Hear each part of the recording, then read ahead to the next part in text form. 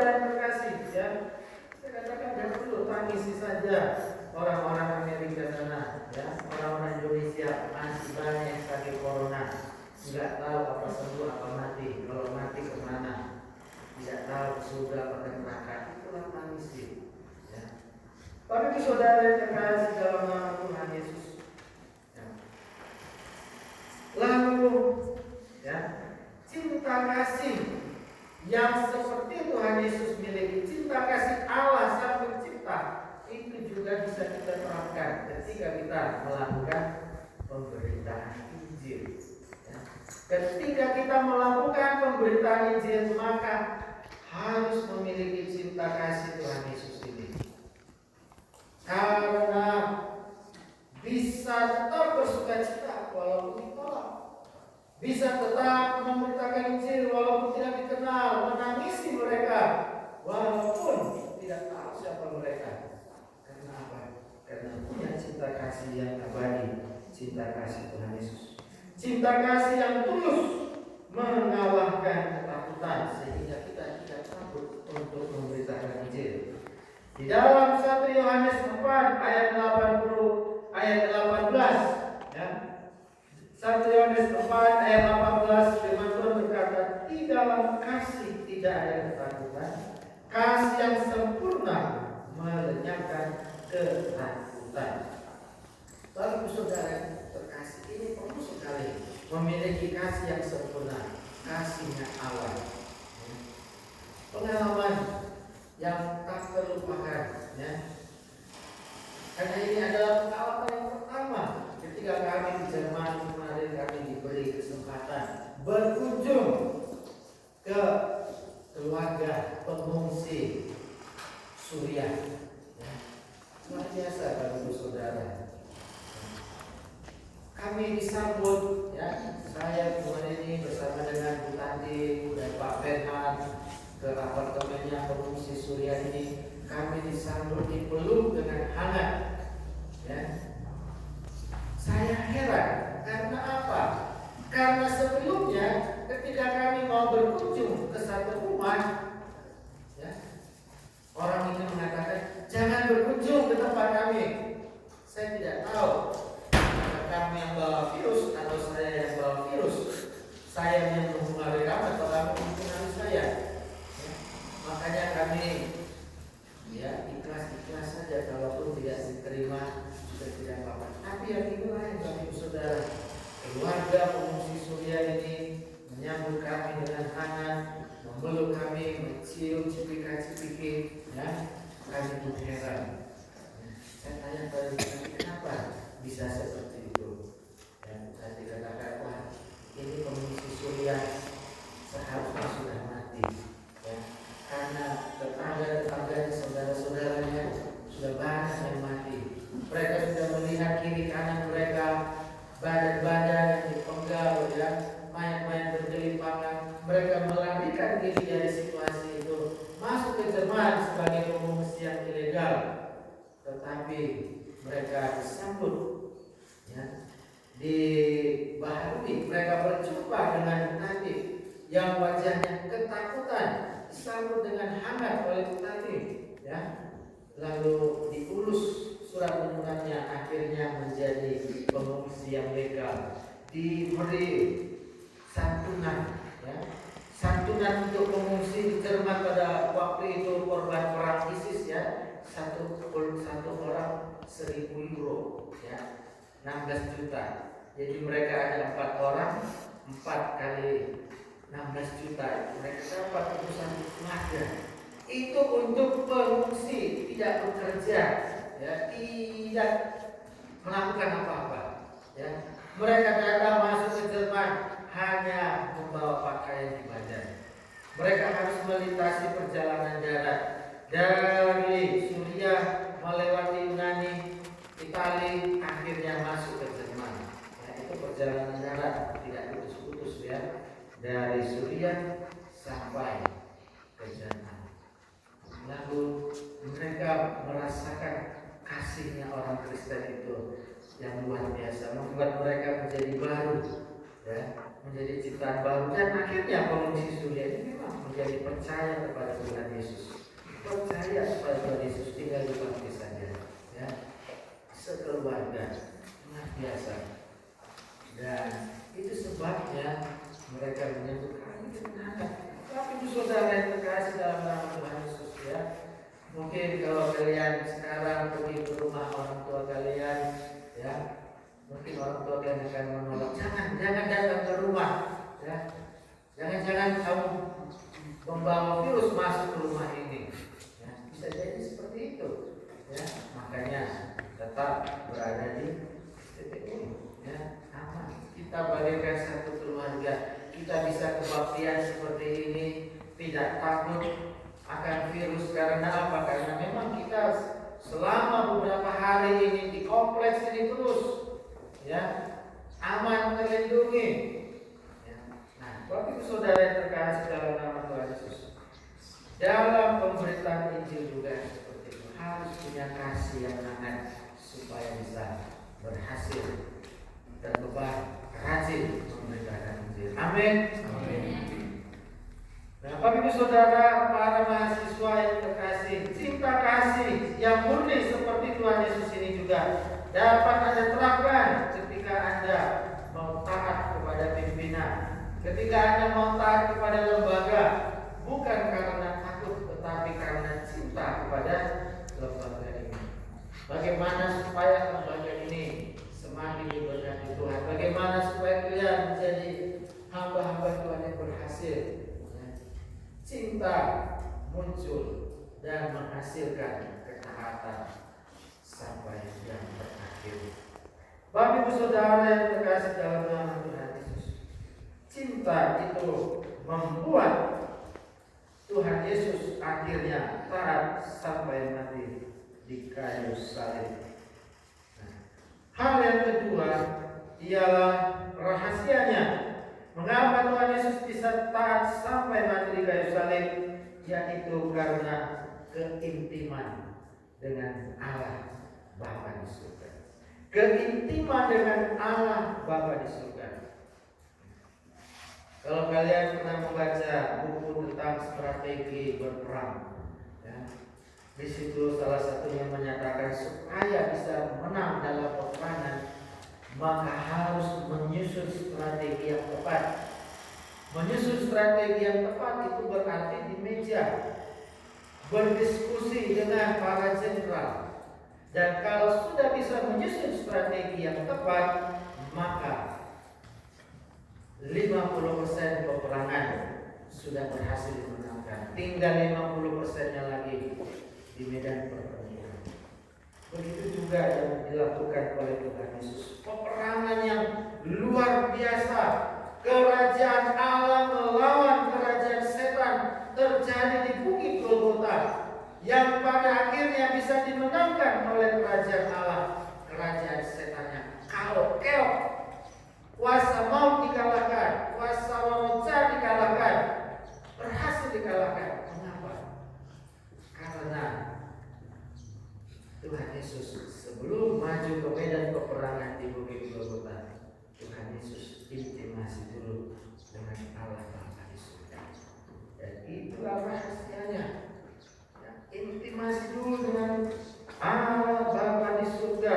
Di Taman Getsemani, Tuhan Yesus sungguh-sungguh bergumul. Ya, Tuhan Yesus sungguh-sungguh bergumul.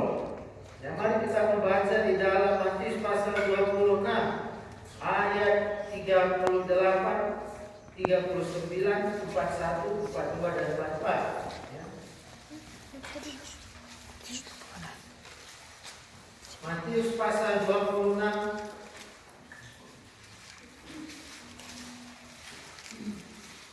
ya, ayat 38, 39. Ya, saya akan baca.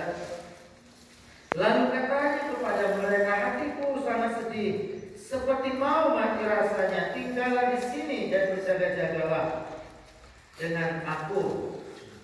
Ayat 39, jemaat. Maka ia bersedih, dan berdoa, katanya, ya Bapa, jika sekiranya mungkin, biarlah cawan ini keluar dari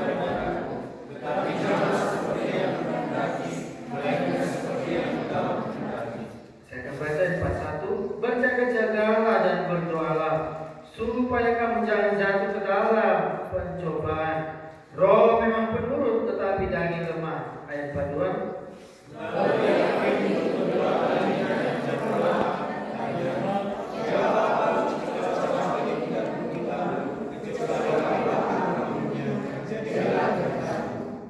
Ayat 44 saya akan baca. Ia membiarkan mereka di situ lalu pergi dan berdoa untuk ketiga kalinya dan mengucapkan doa yang itu juga. Nah, jemaat yang terkasih dalam nama Tuhan Yesus. Ya, di sini dikatakan ya di dalam ayat yang ke-38, hatiku sangat sedih seperti mau mati rasanya. Bapak saudara, memang Yesus itu adalah Allah yang sejati, tetapi Yesus juga adalah manusia yang sejati. Di sini nampak sekali sisi kemanusiaan Tuhan Yesus, seperti mau mati rasanya karena harus menanggung beban yang berat, menanggung hukuman murka Allah atas umat manusia, harus ditanggung oleh Tuhan Yesus di kayu salib. Nah, Bapak Saudara, ada prinsip yang sangat kuat yang tadi mengenai cinta, di sini mengenai murka. Cinta dan murka Allah dan cinta Allah bertemu di kayu salib. Ada pertanyaan, kapankah, di manakah bertemu murka Allah dan cinta Allah? Itu di kayu salib. Kalau di neraka itu hanya murka Allah, kalau di surga itu hanya cinta Allah. Tapi di salib ketemu dua-duanya. Murka Allah ditimpakan kepada Tuhan Yesus di kayu salib. Murka Allah kepada manusia yang berdosa ditimpakan kepada Tuhan Yesus di kayu salib. Sekaligus cinta Allah yang luar biasa kepada manusia diberikan kepada manusia melalui kematian Tuhan Yesus di kayu salib. Bagi saudara yang terkasih, ini satu-satunya terjadi di dunia. Tidak ada di tempat lain, pribadi yang lain. Hanya Tuhan Yesus melalui kematiannya di kayu salib. Bagi saudara yang terkasih dalam nama Tuhan Yesus, sekali lagi, ya, karena pergumulan yang sangat berat, makanya Yesus mengatakan sedih seperti mau mati rasanya. Lalu dia berdoa sungguh-sungguh kepada Bapa di surga, Tuhan, Bapa, jika memang ini kehendak-Mu, jadilah kehendak-Mu. Ya. Di sini Tuhan Yesus mampu mengatasi sisi kemanusiaannya. Tuhan Yesus mampu mengatasi sisi kemanusiaannya yang sangat sedih. Akhirnya Tuhan Yesus berhasil menang berperang di kayu salib. Nah, bagi saudara yang terkasih, intimasi, ya, intimasi dalam bahasa Inggrisnya intimacy with God, ya, keintiman dengan Tuhan, keakraban dengan Tuhan. Itu adalah kunci yang kedua supaya bisa berhasil dalam pelayanan, dalam melaksanakan tugas yang dari Bapa. Ya, karena memang sangat berat sekali. Ya, tantangan dalam pelayanan semakin hari semakin berat. Ya, perjuangan semakin hari semakin berat. Ya, kalau tidak intim dengan Bapa di surga, dengan Tuhan Yesus, dengan Roh Kudus, ya, maka hamba-hamba Tuhan, ya, tidak akan kuat dari sisi kemanusiaannya. Nah, bagi saudara, keintiman dengan Tuhan membuat kita mengerti kehendak Tuhan. Keintiman dengan Tuhan membuat kita pasrah kepada kehendak Tuhan, melakukan kehendak Tuhan saja, bukan kehendak saya. Keintiman dengan Tuhan membuat kita mampu mengatasi persoalan itu. Ini penting bagi saudara. Apalagi sekarang ini dalam wabah virus corona, ya, banyak orang takut dan gelisah. Tapi justru sekarang ini sebenarnya adalah ladang pengisilan, ladang penghakiman, penghukuman, macam-macam itu, ya.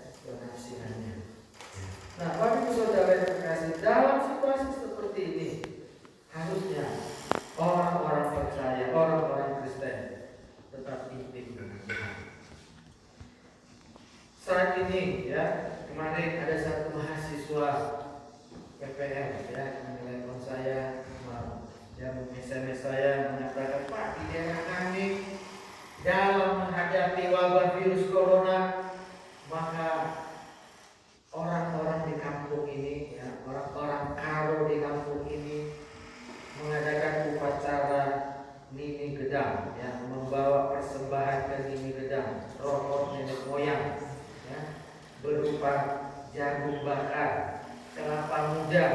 Nah, ini kan enak-enak ini ya, jagung bakar, kelapa muda, ya, sirih dan makanan ringan seperti cimpa, ya, makanan tradisional Karo. Ada sebagian kecil jemaat ikut ke situ, ya. Ada sebagian kecil dari jemaat yang ikut ke situ. Saya katakan wah itu Roh Kudus harus bertobat.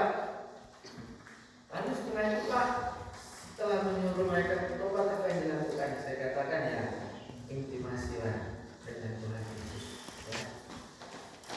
Intimasi dengan Tuhan Yesus. Karena apa? Ya harus intim. Kenapa? Kalau kau menyuruh orang lain bertobat dengan intimasi kepada Tuhan Yesus, ya, kamu bisa kuat menghadapi serangan-serangan balik roh jahat. Roh jahatnya bisa tidak suka sama kamu. Akhirnya kamu diserang balik kalau tidak intim dengan Tuhan, ya bahaya.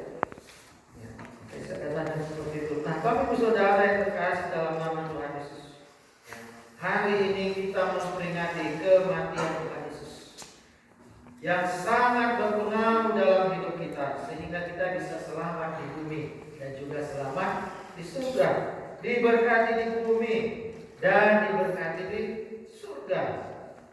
Hari ini kita memahami, mengerti rahasianya, mengapa Tuhan Yesus bertahan sampai mati di kayu salib.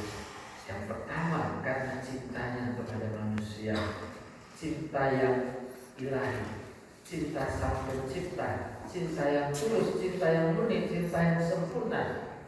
Dan ini yang harus kita miliki supaya kita bisa juga taat seperti Tuhan Yesus yang taat kepada Bapa di surga. Dan yang kedua, milikilah intimasi, keintiman dengan Tuhan dalam menghadapi berbagai persoalan seperti wabah virus corona ini. Bukan mencari solusi jalan keluar yang lain, bukan mengandalkan yang lain. Sekarang teknologi sudah KO. Gedung-gedung yang besar tinggi-tinggi sudah KO. Gedung-gedung gereja yang besar-besar sudah kosong, ya, KO menghadapi corona. Tidak ada lagi yang berteriak-teriak, ya, kami akan gereja walaupun sedang corona, ya. Kecuali kita yang ada di sini ya tetap beribadah ke gereja, ya, karena yakin dan percaya, karena Tuhan juga sudah mengatakan sudah beribadah saja, jangan takut. Yang penting tetap jaga kebersihan, tetap jaga hati, hidup kudus, jaga kebersihan kita, jangan terlalu takut, ya. Tetap adakan perjamuan kudus. Ini strategi yang pas, yang tepat, ya. Bapak Ibu Saudara yang terkasih, dengan keintiman dengan Tuhan, maka kita bisa mampu mengalahkan serangan-serangan si jahat, tipu daya si iblis, dan akhirnya kita semakin kuat di dalam kuasa Tuhan, di dalam anugerah Allah bagi Anda dan saya. Amin. Mari kita bersatu di dalam doa. Bapa di dalam surga, kami datang kepadamu, kami mengucap syukur oleh karena kasih dan setiamu. Tuhan, saat ini kami memperingati kematian Tuhan Yesus, Jumat Agung, di mana kematian ini bukanlah sekedar kematian yang biasa, bukan sekedar kematian tokoh agama, pemimpin agama, nabi, tapi adalah kematian sang juru selamat yang mampu menyelamatkan manusia. Kematian sang pengantara antara manusia dan Allah. Itulah kematian Yesus Kristus yang luar biasa, yang ajaib. Itulah sebabnya Tuhan, biarlah di hari Jumat Agung ini Kami selain memperingati kematian Tuhan Yesus, kami juga mengagumi cinta kasih-Nya Tuhan Yesus yang luar biasa bagi kami. Dan kami juga mengagumi keintiman Tuhan Yesus dengan Allah Bapa di surga yang membuat Tuhan Yesus bertahan sampai mati di kayu salib. Terima kasih ya Tuhan Yesus. Terima kasih. Segala hormat, pujian, syukur kami hanya bagimu ya Tuhan Yesus. Terpuji termulialah nama-Mu Bapa. Dan saat ini Tuhan kami akan mengadakan perjamuan kudus. Ya Tuhan memberkati kami dalam perjamuan kudus ini, sehingga nama Tuhan dipermuliakan dan kami pun sebagai anak-anak-Mu diberkati oleh berkat-berkat Bapa surgawi. Terima kasih Bapa di dalam surga. Dalam doa dan ucapan syukur kami serahkan semua dalam tangan-Mu. Dalam nama Tuhan Yesus kami syukur dan berdoa. Amin. Jemaat yang terkasih, saat ini kita akan melaksanakan sakramen perjamuan kudus sebagaimana yang dilakukan oleh orang-orang percaya, seperti yang diperintahkan oleh Tuhan Yesus melakukan sakramen ini untuk mengingat kematian Tuhan Yesus di kayu salib. Oleh sebab itu saya mengundang pemain musik untuk maju ke depan dan kita akan menyanyikan satu lagu pujian.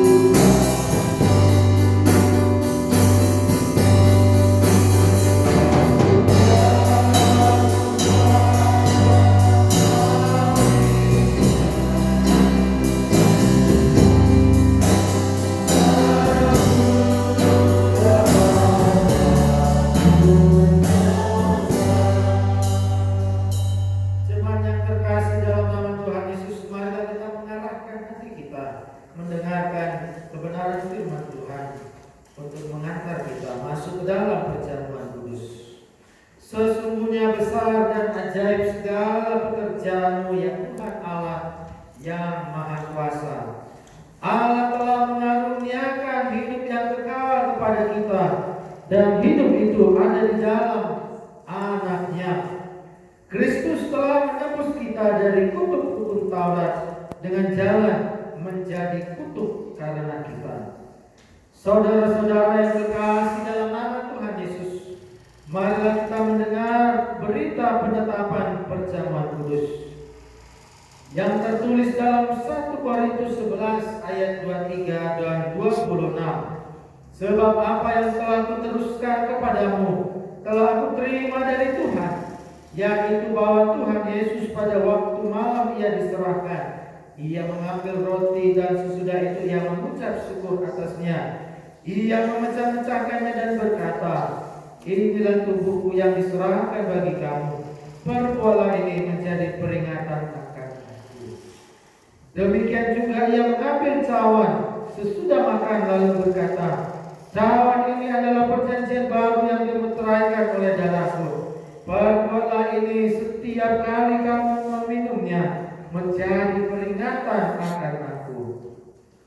Sebab setiap kali kamu makan roti ini dan minum cawan ini, kamu memberitakan kematian Tuhan sampai Dia datang. Pengarahan hati saudara-saudara sekalian, roti dan anggur yang kelihatan ini menandakan kehadiran Tuhan Yesus Kristus di tengah-tengah persekutuan umatnya melalui perjamuan kudus yang akan kita terima ini. Perjamuan kudus ini disediakan bagi saudara yang telah bertobat dan telah menerima Tuhan Yesus sebagai juru selamatnya. Mari datanglah, segala sesuatu telah tersedia. Mari kita berdoa untuk roti dan anggur. Bapa di dalam surga, kami datang kembali kepadamu di dalam doa kami, menaikkan ucapan syukur kami dan permohonan kami. Kami mengucap syukur ya Tuhan, masih diberi kesempatan untuk menikmati perjamuan Tuhan. Sebagaimana Tuhan Yesus mengadakan perjamuan dengan murid-muridnya untuk memperingati akan kematian Tuhan, maka kami pun pada saat ini mengadakan perjamuan kudus, melaksanakan perintah Tuhan, mengingat kematian Tuhan Yesus di kayu salib. Terima kasih Bapa di dalam surga. Inilah doa dan ucapan syukur kami. Terpuji termulialah nama-Mu kekal sampai selama-lamanya. Amin. Kita supaya petugas kudus untuk maju ke depan dan mempersiapkannya dan membagikannya, ya, membagikannya kepada yang hadir dan dibagikan dan kita bernyanyi. Mari.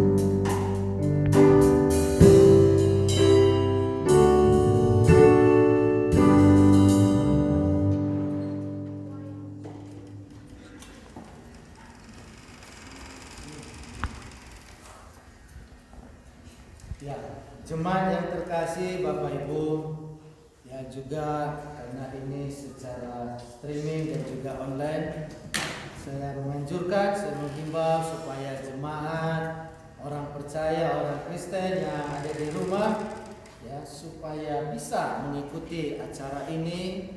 Ya silakan mengambil roti yang ada di rumah, mengambil minuman atau sirup yang ada di rumah, dan kita bisa mengikutinya ya secara bersama-sama, baik secara langsung streaming ataupun secara replay siaran ulangannya. Yang penting maknanya ialah kita tetap mengadakan perjamuan kudus karena ini adalah perintah Tuhan Yesus untuk memperingati kematiannya.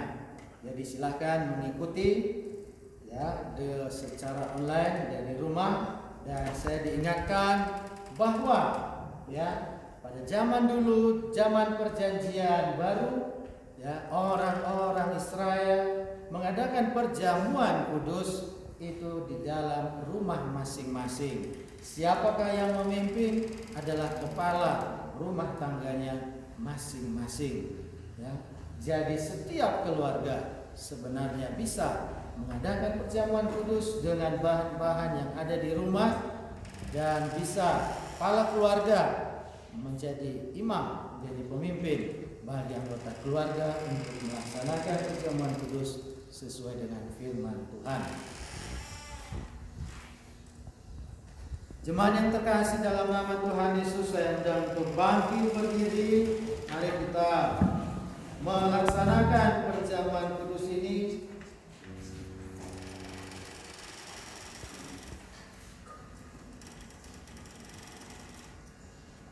Roti yang kita pecah-pecahkan ini mengingatkan kita akan kematian Tuhan Yesus yang sudah diserahkan bagi kita. Tubuh Tuhan Yesus yang sudah diserahkan bagi kita untuk menebus kita.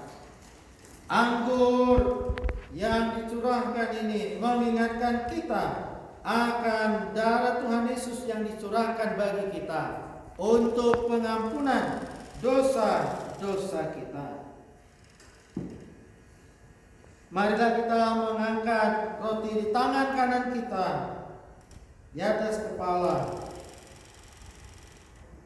Tuhan Yesus berkata, "Inilah tubuhku yang diserahkan bagi kamu. Perbuatlah ini menjadi peringatan akan aku. Ambillah dan makanlah."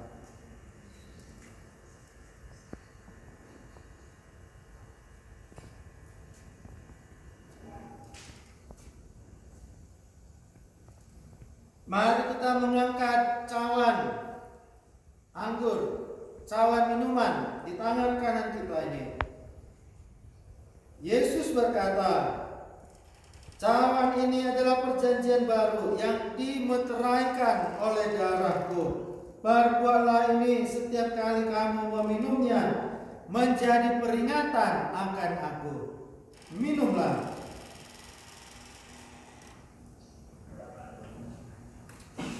Mari kita berdoa mengucap syukur bersama-sama. Bapa di dalam surga, kami mengucap syukur ya Tuhan, oleh karena Engkau sangat baik ya Tuhan Yesus. Engkau sudah mati bagi kami, orang-orang yang berdosa, kami yang selayaknya dihukum, kami yang selayaknya dibinasakan oleh karena dosa, oleh karena pemberontakan kami. Tetapi Engkau ya Tuhan Yesus menggantikan kami, mati di kayu salib bagi kami. Terima kasih ya Tuhan Yesus. Pengorbanan tak ternilai, luar biasa, amat sangat mahal dalam hidup kami. Terima kasih Tuhan Yesus. Biarlah ini menjadi meterai dalam hidup kami, agar kami tetap sejahtera, agar kami kuat, semakin dikuatkan dalam kehidupan kami. Apapun persoalan yang kami hadapi, kami mau menghadapinya dengan ucapan syukur, dengan iman kepada Tuhan Yesus. Roh Kudus yang memampukan kami. Terima kasih Bapa di dalam surga. Terima kasih. Dalam doa dan ucapan syukur dan permohonan kami,